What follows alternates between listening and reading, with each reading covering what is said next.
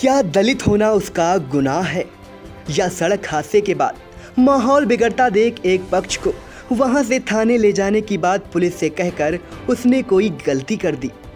आखिर किस वजह से एक के बाद एक लगातार 4 मुकदमे उसके खिलाफ दर्ज कर दिए गए? जेल काटने के बाद भी उसका उत्पीड़न आखिर थम क्यों नहीं रहा है? इन्हीं सवालों में उलझा संतोष गौतम पिछले 1 साल से इंसाफ की उम्मीद में अफसरों की ड्योढ़ी की गणेश परिक्रमा कर रहा है, लेकिन उसकी मुश्किलें कम होने का नाम नहीं ले रही हैं। जनपद सीतापुर के थाना रेउसा इलाके के पश्चिम पूर्वा मजरा सुपौली का रहने वाला संतोष कुमार गौतम स्नातक का छात्र था। सामान्य छात्रों की तरह पढ़ लिखकर कोई ढंग की नौकरी हासिल करने और परिवार के साथ हंसी खुशी जिंदगी बिताने का सपना संतोष की आंखों में पल रहा था। इसी बीच अचानक कुछ ऐसा हुआ कि उसकी जिंदगी में उथल पुथल मच गई। दरअसल अपनी सामाजिक व नैतिक जिम्मेदारी का निर्वहन करना संतोष को भारी पड़ गया। 17 जून 2020 को वह दवा लेने घर से निकला था। रास्ते में एक बाइक सवार ने साइकिल सवार को टक्कर मार दी। हादसे में साइकिल सवार जख्मी हो गया। मौके पर भीड़ जुट गई। क्योंकि साइकिल सवार पास के गांव का था, लिहाजा उसके पक्ष के अधिक लोग पहुंच गए और हंगामा करने लगे।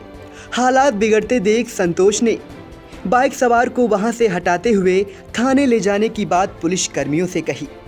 संतोष का आरोप है कि यह बात उसके गांव के कुछ लोगों को नागवार गुजरी और उन्होंने जमकर उसकी पिटाई कर दी। इस मामले की तहरीर संतोष ने रेउसा पुलिस को दी और 4 आरोपियों पर मारपीट समेत ASC एक्ट के तहत अभियोग दर्ज करा दिया। संतोष के मुताबिक आरोपी ब्राह्मण वर्ग के हैं, लिहाजा सत्ता पक्ष के एक माननीय की मदद से उनका उत्पीड़न शुरू कर दिया है। अलग अलग लोगों से 4 मुकदमे संतोष पर दर्ज कराए गए हैं। वह जेल भी काट आया है, लेकिन उत्पीड़न का दौर नहीं थमा। संतोष का दावा है कि तत्कालीन थाना प्रभारी रेउसा ने उसे खुद कहा था कि उसके खिलाफ साजिशन मुकदमे दर्ज कराए जा रहे हैं। सत्ता के एक माननीय ऐसा करने का दबाव बनाते हैं। इसका साक्ष्य भी संतोष अपने पास होने का दावा कर रहा है। अफसरों से इंसाफ की गुहार लगाते लगाते थक चुके संतोष ने इंडिया को अपनी आपबीती सुनाई।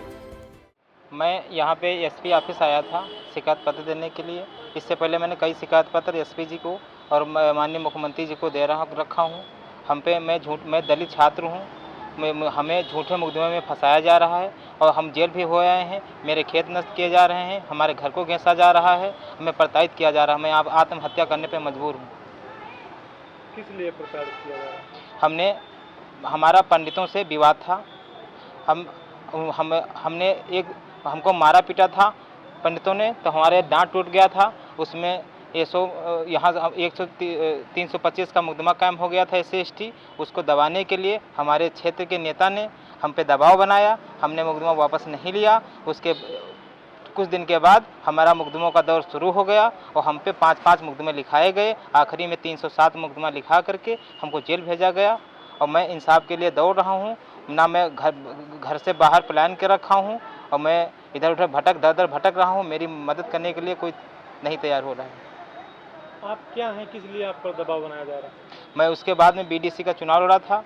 BDC हो गया। पुलिस द्वारा हम पे दबाव बनाया गया वोट के लिए। हमने मना कर दिया। फिर हम मुकदमों का दौर फिर से शुरू हो गया। कहाँ रहते हैं? मैं ग्राम पंचायत सुपौली, थाना रेउसा, जनपद सीतापुर में रहता हूँ। मेरा नाम संतोष गौतम है। मेरे पिता का नाम सूरज प्रसाद गौतम है। अब क्या मांग रहे हैं आप? मैं न्याय मांग रहा हूँ। हमें न्याय चाहिए। हमें दर भटक रहा हूँ। मैं आत्महत्या करने के लिए मजबूर हूँ। मेरी कोई सुन नहीं रहा है। इसलिए हम यही चाहते हैं माननीय मुख्यमंत्री जी से और माननीय यशस्वी प्रधानमंत्री जी से कि हमें न्याय मिले और हमें जीवन भी यापन करने दिया जाए। मेरा करियर एकदम चौपट कर दिया जा रहा है। इससे पहले मैं BA का छात्र था। मेरा अच्छा रिकॉर्ड था।